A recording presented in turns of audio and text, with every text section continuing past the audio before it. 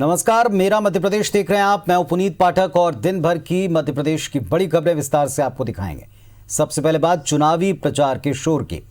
मध्य प्रदेश में उपचुनाव के लिए ताबड़तोड़ प्रचार जारी है। सीएम शिवराज सिंह चौहान प्रचार में जुटे हैं। शिवराज सिंह ने आज छतरपुर के बड़ा मलेरा और सागर के सुर्खी विधानसभा क्षेत्र में सिहोरा में पहुंचकर चुनावी सभाओं को संबोधित किया। सुर्खी के सिहोरा में उन्होंने पूर्व की कांग्रेस सरकार पर जमकर निशाना साधा। मंत्री इमरती देवी पर दिए गए पूर्व सीएम कमलनाथ के बयान पर उन्हें निशाने पर लिया। कमलनाथ के बयान को उन्होंने महिला सम्मान से जोड़कर कहा कि 3 नवंबर को जनता इस अपमान का जवाब देगी। वहीं बड़ा मलेरा में उन्होंने कांग्रेस को किसान कर्जमाफी का वायदा पूरा न करने और बेरोजगार युवकों को रोजगार भत्ता नहीं देने के मुद्दे पर घेरा। कांग्रेस को तकलीफ होती है, हम जनता को नमन करते हैं तो कांग्रेस को रात में नींद नहीं आती। सीएम शिवराज सिंह ने बीजेपी प्रत्याशियों को जिताने की अपील आम लोगों से की।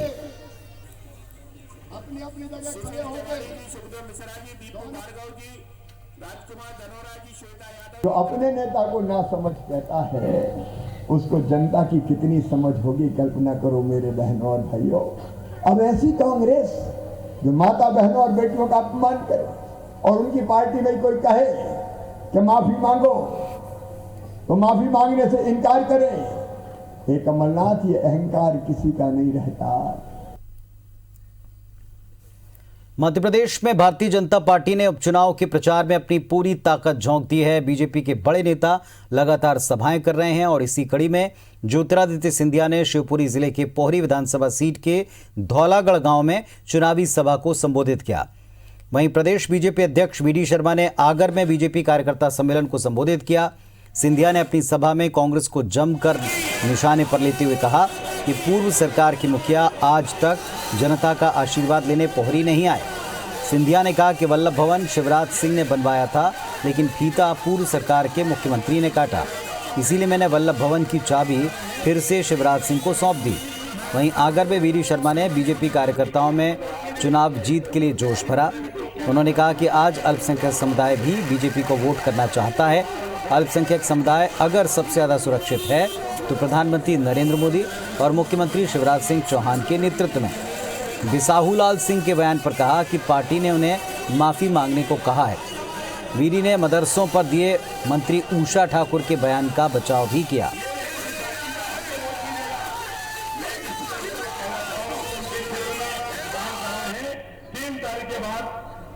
अरे शिवराज सिंह जी और हम तो घर की मुर्गी दाल बराबर है भैया। जिस वल्लभ भवन का शिलान्यास शिवराज सिंह जी ने किया था और फीता काटने के लिए दूल्हा राजा पहुंचा था, उस वल्लभ भवन की चाबी मैंने दोबारा शिवराज सिंह चौहान के हाथ में। अल्पसंख्यक समुदाय भी अगर सुरक्षित किसी के नेतृत्व में है तो मोदी और शिवराज सिंह चौहान के नेतृत्व में है। मैं तो कहना चाहता हूँ अल्पसंख्यक मित्र भी भारतीय जनता पार्टी को वोट करना चाहते हैं। हम उनके पास जाकर के उनका विश्वास जीतने का काम करें। नरदतिया पहुंचे केंद्रीय इस्पात राज्य मंत्री फग्गन सिंह कुलस्ते ने कांग्रेस पर निशाना साधा। पूर्व मंत्री सज्जन सिंह वर्मा के हनी ट्रैप पर दिए गए बयान को लेकर कहा कि वो पहले अपने आप को झोंके। जितने भी ऐसे काम प्रदेश में हुए वो कांग्रेस के नेताओं ने किए हैं। कुलस्ते ने ज्योतिरादित्य सिंधिया की प्रशंसा करते हुए उनमें राजमाता की छवि दिखने की बात कही। शिवराज सरकार को गरीब हितैषी बताते हुए कैबिनेट मंत्री उषा ठाकुर के मदरसे वाले बयान को उनका निजी विचार भी बताया।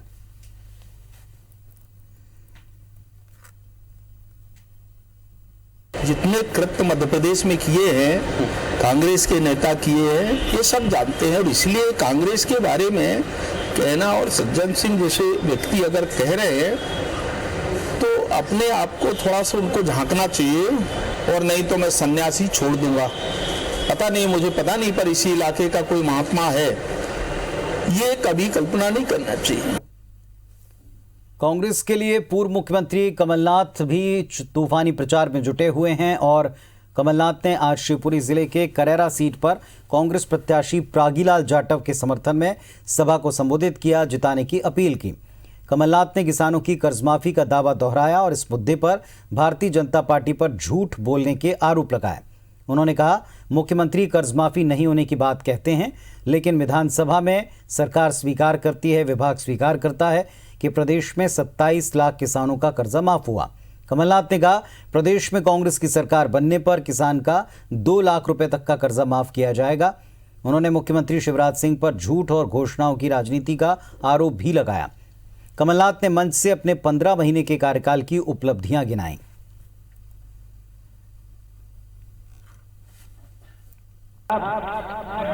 शिवराज सिंह जी 7 महीने चिल्लाते रहे, कर्जा माफ नहीं किया, कर्जा माफ नहीं किया, पर अभी 15 दिन पहले विधानसभा में खुद ही स्वीकार करना पड़ा कि 27 लाख किसानों का कर्जा माफ हुआ है। हम हर किसान का फजल ऋण माफ करने जा रहे थे और हमारा वचन है, कांग्रेस की सरकार बनेगी, हम हर किसान का 2 लाख रुपए तक का कर्जा माफ करेंगे। कांग्रेस की स्टार प्रचारक प्रियंका गांधी के मध्य प्रदेश दौरे पर सस्पेंस बना हुआ है। दरअसल पहले बताया जा रहा था कि प्रियंका गांधी नवरात्रि के दिनों में दतिया की मां पीताम्बरा पीठ पर दर्शनों के साथ प्रचार का आगाज करेंगी, लेकिन प्रियंका गांधी की तरफ से मध्य प्रदेश कांग्रेस को अब तक उनके दौरे की सहमति और कार्यक्रम नहीं मिला है।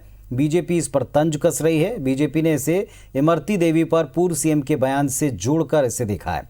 भारतीय जनता पार्टी कहती है कि प्रियंका गांधी यूपी के हाथरस में पीड़ित दलित महिला के घर जा सकती हैं, लेकिन एमपी में दलित महिला मंत्री के आंसू पहुंचने नहीं आ सकते। उधर कांग्रेस का कहना है कि प्रियंका गांधी कांग्रेस की स्टार प्रचारक हैं, वो मध्य प्रदेश में चुनावी दौरे पर जरूर आएंगे।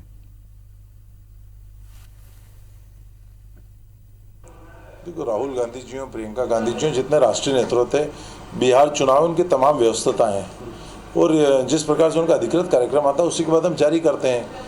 ये नहीं है कि अभी उनकी तरफ से कोई हमें कंसर्ट नहीं मिला, ऐसी कोई बात नहीं। स्टार प्रचारक सूची में उनका नाम है, कभी भी उनका दौरा बन सकता है और सामने आएगा दौरा। प्रियंका गांधी जी का मध्य प्रदेश आना होगा तो बिल्कुल वो आएंगी। और जब वो हाथरस गई थी उस परिवार में, तो इमरती देवी के भी तो आंसू पोंछने के लिए आओ, वो भी तो महिला है, वो भी तो दलित है। इमरती देवी से दूर और जहां भाजपा की सरकार है वहां पर कोई मामला होता है तो उससे करीब, ये दोहरी मानसिकता है और ये केवल और केवल कांग्रेस की राजनीति का ही अंग है। मध्य प्रदेश उपचुनाव में नेताओं के अजीबोगरीब बयान प्रतिदिन देखने सुनने मिलते हैं। नेता अपनी स्वार्थ सिद्धि के लिए कभी आरोप लगाकर पार्टी छोड़ते हैं तो कभी अपने ही बयान पर सफाई देकर घर वापसी भी कर लेते हैं। अशोकनगर में ऐसा ही देखने को मिला। कांग्रेस नेता रमेश इटौरिया को टिकट न मिलने पर उन्होंने कांग्रेस से इस्तीफा दिया और बसपा का दामन थामा, लेकिन महज 20 दिन बाद वो फिर से कांग्रेस ज्वाइन कर चुके हैं। प्रेस कॉन्फ्रेंस में अपने सवालों में इटौरिया घिरते नजर आए। पार्टी छोड़ने से पहले उन्होंने कांग्रेस प्रत्याशी आशा दोहरे पर गंभीर आरोप लगाए। उनका कहना था कि फर्जी प्रमाण पत्र के सहारे एक ऐसी महिला को कांग्रेस ने टिकट दिया जिसका दलित समाज में कोई जनाधार नहीं। आज कांग्रेस में वापसी के बाद उन्होंने कांग्रेस प्रत्याशी को पूरी तरह से पाक साफ और सही बताया। इस दौरान मीडिया ने उनको जमकर घेरा। वो अपने ही दिए गए बयान पर सफाई देते ही नजर आए। तो मैंने अपनी अंतरात्मा की आवाज पर पूर्ण निर्णय लिया है तो मैं एक बार फिर पुनः कांग्रेस में वापस हुआ। आपने कांग्रेस को दलित विरोधी पार्टी बताया था? कतई नहीं बताया। आपकी रिकॉर्डिंग में नहीं, मैंने ये कहा था कि पूर्व में 2 बार फर्जी प्रमाण पत्र वाले व्यक्ति को टिकट दिया है। मैंने दलित विरोधी पार्टी नहीं कहा। नाराजगी में कभी कभी झगड़ा होता है तो पिता पुत्र में लठ मार देता है, कल एक साथ क्रोध जिस समय आदमी को आता है वो उस समय उसको कहीं भी कुछ भी बड़ी बड़ी घटना आपने। तो वक्त और सुविधा के मुताबिक नेता अपना बयान भी बदल लेते हैं और उस पर सफाई का अंदाज भी। उपचुनाव से पहले निर्दलीय विधायक केदार सिंह डाबर ने बीजेपी को समर्थन दे दिया है। खरगोन जिले के भगवानपुरा विधानसभा से विधायक केदार सिंह बुधवार को प्रदेश के सहकारिता मंत्री अरविंद भदौरिया के बंगले पहुंचे और भारतीय जनता पार्टी को खुला समर्थन का ऐलान किया। केदार सिंह का कहना है कि क्षेत्र में विकास के लिए बीजेपी को समर्थन दे रहे हैं। ये समर्थन बीजेपी सरकार के हर मुद्दे पर जारी रहेगा। इधर नेपानगर से विधायक सुरेंद्र सिंह शेरा भी अरविंद भदौरिया से मिलने पहुंचे। शेरा ने नेपानगर में एक कार्य योजना को लेकर अरविंद भदौरिया से मंथन किया। हालांकि इस मुलाकात को लेकर सुरेंद्र सिंह शेरा कोई प्रतिक्रिया देते नजर नहीं आए। मुलाकात के बाद भदौरिया ने कहा कि शेरा भी बीजेपी के साथ हैं।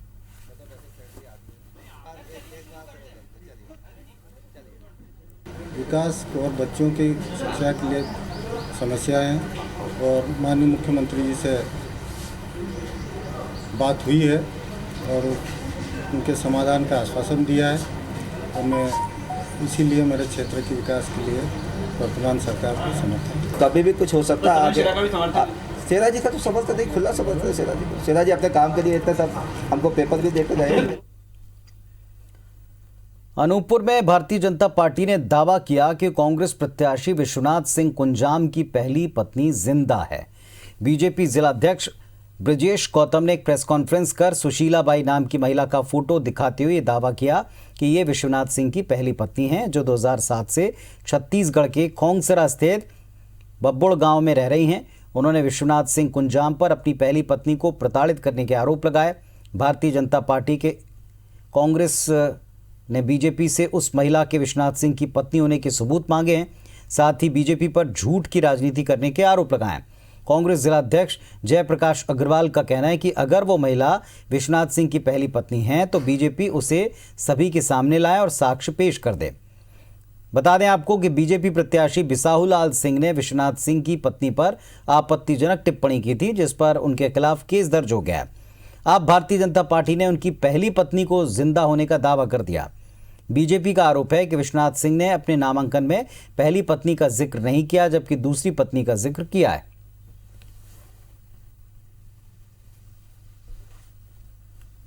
विवाह 2005 में किया विश्वनाथ जी ने और 2007 तक तो वो पहली पत्नी उन्हीं के साथ उनके घर पे रहती थी और उसको मृत बता दिया। एक जीवित महिला को मृत बताना और फिर हंगामा खड़ा करना कांग्रेस की महिला ब्रिगेड, ये किसी के कहने पर कोई बात हो जाती है। अगर उसका कोई ऐसा प्रमाण हो, उसका मैरिज सर्टिफिकेट हो, बच्चे हों या कि फोटोज हों या आधार कार्ड वगैरह में कहीं उनका नाम विश्वनाथ सिंह का लिखा हो, आप कैसे प्रमाणित करेंगे कि उसकी पत्नी? कोई प्रमाण नहीं, झूठा किसी को ला के खड़ा कर दे। विधायकी से इस्तीफा देने के बाद 14 पूर्व विधायकों को मंत्री बनाए जाने को अदालत में चुनौती दी गई। छिंदवाड़ा की महिला अधिवक्ता अनुराधा भार्गव की तरफ से दायर याचिका की सुनवाई करते हुए मध्य प्रदेश हाईकोर्ट ने प्रदेश के मुख्यमंत्री, विधानसभा अध्यक्ष, राज्यपाल और केंद्र सरकार को नोटिस जारी कर इस पर जवाब मांगा है। याचिका में कांग्रेस से इस्तीफा देने वाले विधायकों को मंत्री बनाए जाने की पूरी प्रक्रिया को कटघरे में खड़ा करते हुए इसे असंवैधानिक करार दिया गया। याचिकाकर्ता की ओर से दलील दी गई कि विधायकी से इस्तीफा देने वालों को प्रदेश में मंत्री बनाकर सरकार ने न केवल गलत परंपरा शुरू कर दी, बल्कि इससे संविधान के मूल प्रावधानों का उल्लंघन हुआ। याचिका में कहा गया कि मुख्यमंत्री शिवराज सिंह चौहान ने विधायकी से इस्तीफा देने वाले 14 पूर्व विधायकों को मंत्री पद से नवाजा, जो न्याय संगत नहीं है।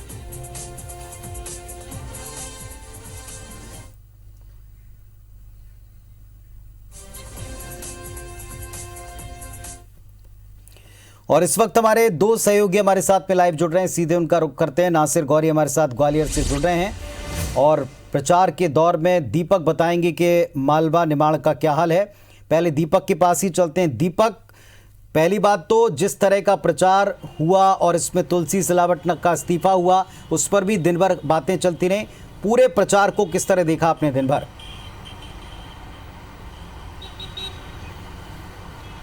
देखिए, दिन भर के प्रचार की बात करें तो आज सुबह ही तुलसी सिलावट ने इस्तीफे की घोषणा कर दी थी। हालांकि उन्होंने इस्तीफा कल शाम को ही दे दिया था और आज वो एक सामान्य प्रत्याशी के तौर पर पूरे सावेर विधानसभा क्षेत्र में चुनाव प्रचार करते नजर आए। तो वहीं दूसरी तरफ कांग्रेस प्रत्याशी प्रेमचंद गुड्डू ने भी जो सावेर के अलग अलग गाँव हैं वहाँ पर प्रचार अभियान शुरू किया। हालांकि 23 तारीख को यहाँ पर कमलनाथ की सभा भी है, तो उसको लेकर भी तैयारियाँ की जा रही हैं। इसके अलावा अगर मालवा निमाड़ क्षेत्र की सीटों की बात करें तो 7 विधानसभा सीट पर कल पूर्व मुख्यमंत्री कमलनाथ की सभा थी। तो इसके अलावा यहाँ पर छत्तीसगढ़ के नेता भी पहुँच चुके हैं। हाटपिपलिया के पर्यवेक्षक के ऑब्जर्वर के तौर पर रायपुर के पूर्व महापौर प्रमोद दुबे को यहाँ पर भेजा गया है। इसी तरीके से अगर हम बात करें तो भाजपा कांग्रेस की तरफ से प्रचार अभियान लगातार जोरों पर है। जो प्रत्याशी हैं वो अपने अपने क्षेत्र में सघन प्रचार कर रहे हैं, सुबह से निकल जाते हैं और देर रात तक ये प्रचार चलता रहता है। अगर हम बात करें तो आज सबसे बड़े घटनाक्रम की जो भगवानपुरा के निर्दलीय विधायक केदार सिंह डावर,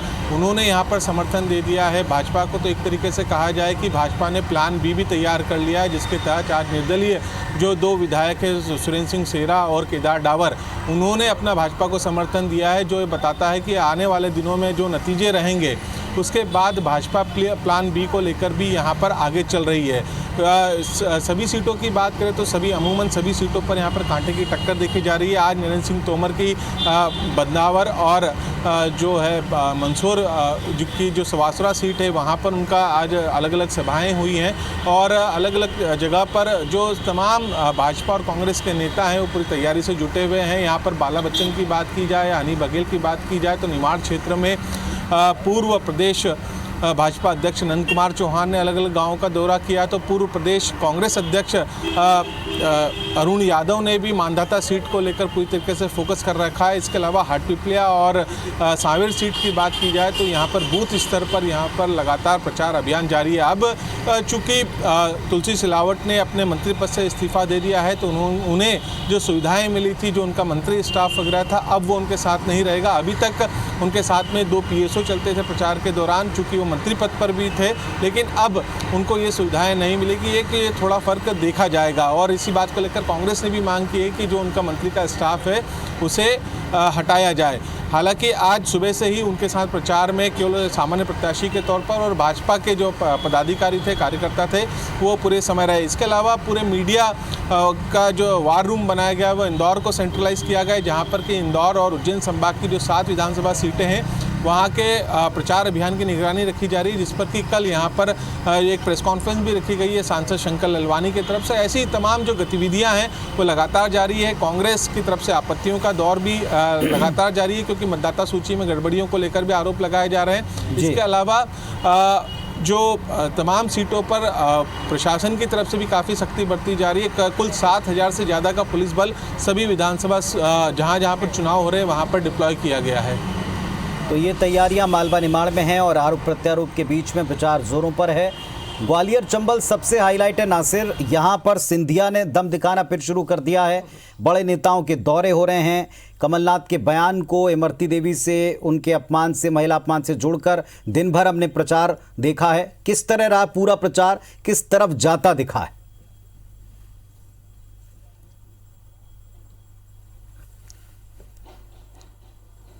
देखिए, अब जो चंबल अंचल की 16 सीटों की बात करें तो सारा फोकस बीजेपी और कांग्रेस का लगातार बना हुआ है और उसी कड़ी में ज्योतिरादित्य सिंधिया ग्वालियर चंबल अंचल के दौरे पर हैं। आज उन्होंने 6 सभाओं को संबोधित किया है और इस दौरान उन्होंने सीधा टारगेट कमलनाथ और दिग्विजय सिंह पर कहा। उन्होंने खुले मंच से ये भी कहा कि वो एक काला कौवा है, यानी कि झूठ बोले कौवा काटे, यानी कि उन्होंने अपने आप को संज्ञा दी है, क्योंकि जो पूर्व की सरकार है उन्होंने झूठ बोला है और इसको वो कौवा की तरह काट लिया और सरकार को गिराने का काम किया है। लेकिन अगर पूरा देखा जाए मध्य प्रदेश की जो 28 सीटें हैं उसमें से ग्वालियर चंबल संभाग की 16 सीटें बेहद खास हैं और इसी सीट पर, इन्हीं सीटों पर दोनों ही दल, चाहे बीजेपी हो चाहे कांग्रेस हो, पुरजोर कोशिश में लगी हुई है कि कैसे भी करके वोटों को कन्वर्ट किया जा सके। और आज इसी के तहत जो बीजेपी ने अपना बूथ सम्मेलन है उसका आगाज किया है।